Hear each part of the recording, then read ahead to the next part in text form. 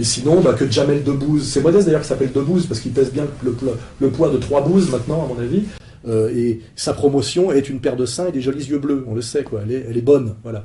La fille d'officier allemand hystérique, là, qui a pondu un rejeton à moitié dingo, qui fait du patin à roulettes. Et je peux vous dire une anecdote, c'est que le critique, par exemple, du Canard enchaîné, qu'on pourrait penser est un journal honnête, les naïfs pourraient penser que c'est un journal honnête, le mec du Canard enchaîné qui a été envoyé à la projection, parce que moi j'étais aux projections de presse, déguisé pour voir. Le mec du Canard enchaîné qui s'appelle Patrice de mes deux, là j'ai oublié son nom de famille, mais je le méprise et je l'encule même. C'est-à-dire qu'on a aujourd'hui il n'y a rien de plus drôle que l'Élysée, il n'y a plus besoin de faire de caricature, c'est une... Sarkozy bientôt à poil en couverture de Voici. Oui, d'ailleurs, le temps que j'écrive ça, c'était fait, vous voyez. Pas vraiment quand même. Et puis on attend maintenant que Carla Bruni se barre avec son fils. Ça y est, voilà, ça y est, ça commence.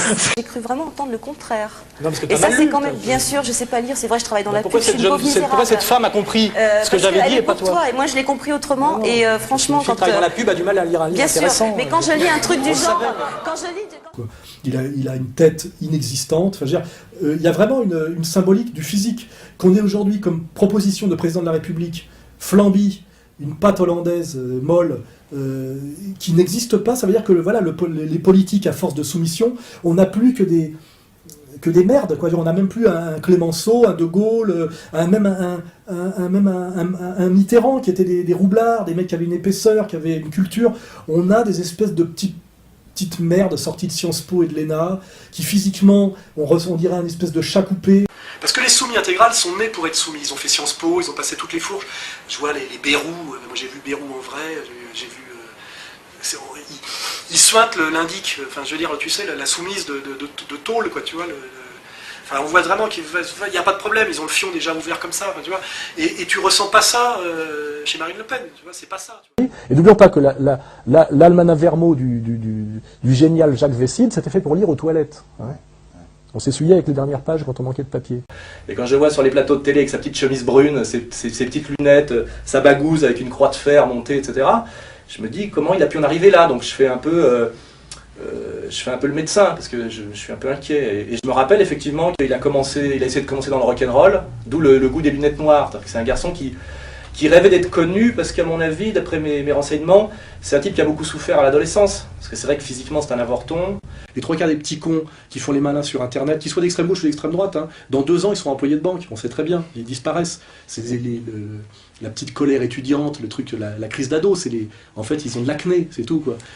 Quand j'étais jeune, et qu'il y avait un type comme Jean-François Bizot qui me courait après, qui était le patron de Actuel, c'est-à-dire la gauche libertaire, etc., il y avait un côté que je trouvais ridicule chez lui, qui était un mec de 60 ans, avec les cheveux longs, qui essayait de faire jeune. Moi, je déteste les vieux qui essaient de faire jeune. Quand je vois un con, à l'époque, c'était ce que l'image j'avais, vous savez, le jeune bourgeois de gauche, le bourgeois de gauche de 60 ans qui a les cheveux longs et qui se dépasse en patin à roulettes, j'avais une envie de lui péter la gueule, d'une certaine manière, parce qu'il y avait une usurpation. Ce qui est incroyable, c'est qu'on n'a pas le droit à l'intelligence et à la précision sur ce sujet.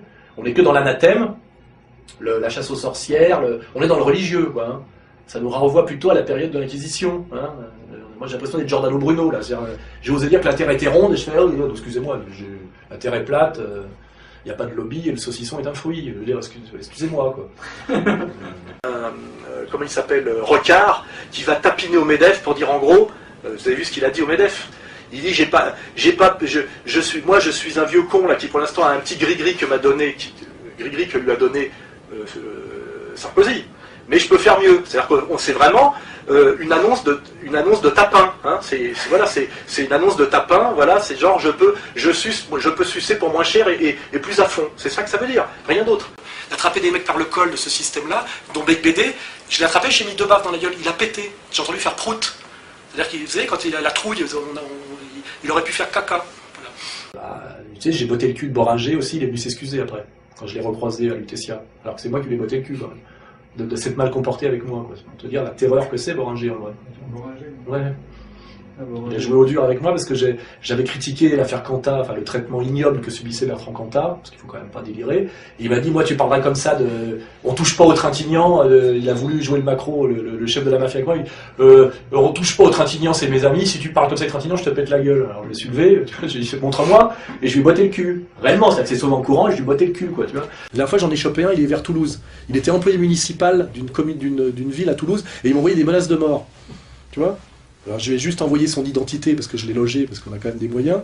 Je dis, bah voilà, si tu continues à m'emmerder, on t'existe pas, mais je vais juste écrire à la mairie que tu te sers de l'email, comment dirais-je, de l'internet de la mairie pour envoyer des menaces de mort à quelqu'un.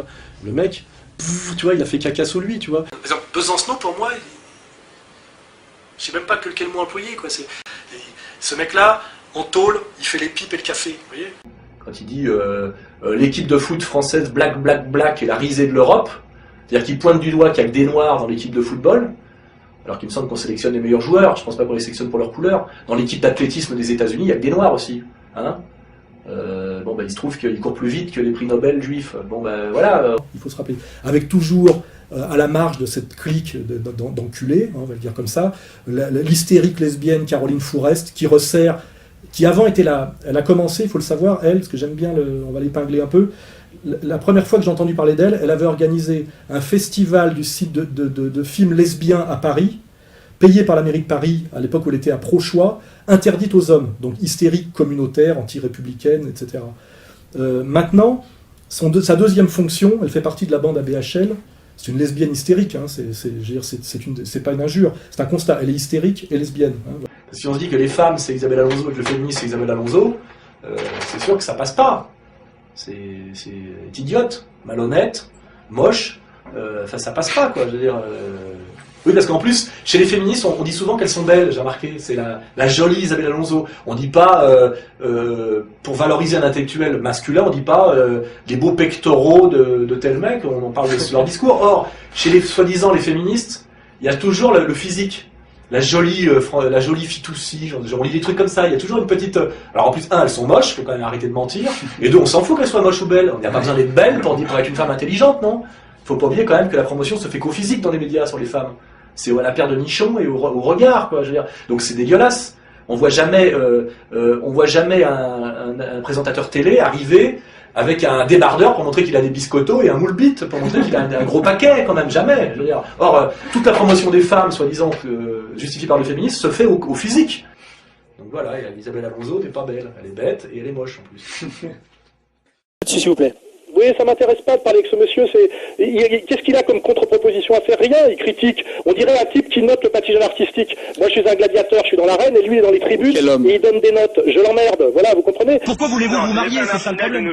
Pourquoi vous voulez vous marier? Vous voulez être normal et comme tout le monde? Eh ben moi, je suis désolé, j'ai eu beaucoup d'amis homosexuels, ce qu'ils aimaient, c'était être différent. Alors vous voulez être à la fois différent et comme les autres. C'est sans intérêt. Moi, je suis d'accord avec vous. Mariez-vous, faites des enfants, et si vous en avez un, vous m'en gardez un, parce que ma femme et moi, on peut pas en avoir. Voilà.